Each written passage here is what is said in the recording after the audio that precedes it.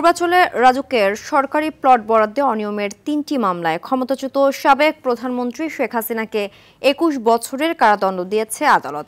সকালে ঢাকার বিশেষ জজ আদালত ৫ এর বিচারক মোহাম্মদ আবদুল্লাহ আল মামুন প্রতিটি মামলায় ৭ বছর করে কারাদণ্ড দেন।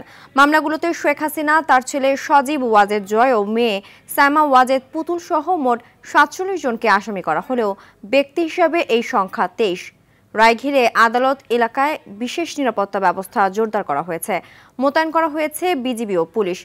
আদালতে হাজির করা হয়েছে গ্রেফতার একমাত্র আসামি রাজুকের সাবেক সদস্য মোহাম্মদ খুরশিদ আলমকে।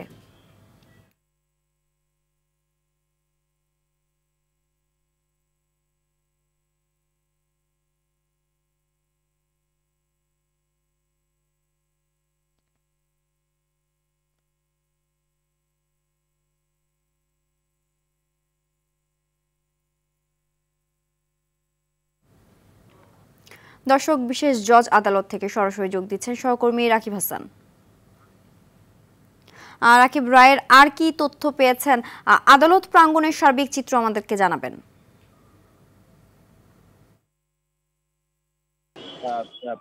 সিনথিয়া, প্লট জালিয়াতির মামলায় দুদকের যে পৃথক ৩টি মামলা রয়েছে এতে কিন্তু শেখ হাসিনার ২১ বছরের কারাদণ্ড দিয়েছে। মূলত প্রতিটি মামলায় কিন্তু ৭ বছর করে তাকে মামলা দেওয়া হয়েছে এবং ৭ বছর করে, এবং এটি একটা রায় কার্যকর হলে অন্যটি কিন্তু আস্তে আস্তে তার হলে কার্যকর হবে। একটি রায় হলে তার পরবর্তীতে অন্যটি পর্যায়ক্রমে কিন্তু ২১ বছর তার রায়টি দেওয়া হয়েছে এবং এখনও শুনানি আসলে চলছে। এবং আমরা যেটুকু জানতে পেরেছি যে এখানে আইন তাদের পক্ষে, শেখ হাসিনার পক্ষে বা যারা আসামি রয়েছে তাদের কিন্তু কারোরই, যারা আইনজীবী রয়েছে তারা কিন্তু কেউ অংশগ্রহণ করেনি এবং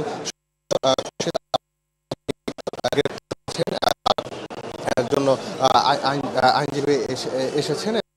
এখানে এখনো রায়ই পড়ছে। আপনারা জানেন যে তাদের বিরুদ্ধে কিন্তু ৯১ জন সাক্ষ্য দিয়েছে এই রায়কে কেন্দ্র করে। এখানে দুর্নীতি দমন কমিশন, রাজুক এবং গণভবনের কিন্তু কর্মকর্তারা রয়েছেন এবং এই পৃথক ৩ মামলার কিন্তু কিছুক্ষণের মধ্যেই সম্পূর্ণ রায়টি শেষ হবে এবং যাতে করে এই রায়কে ঘিরে কোনো ধরনের অপ্রীতিকর ঘটনা না ঘটে সেই জন্য কিন্তু সজাগ রয়েছে আইন শৃঙ্খলা রক্ষাকারী বাহিনী। সিনথিয়া, এই ছিল আমার কাছে সর্বশেষ তথ্য। ধন্যবাদ।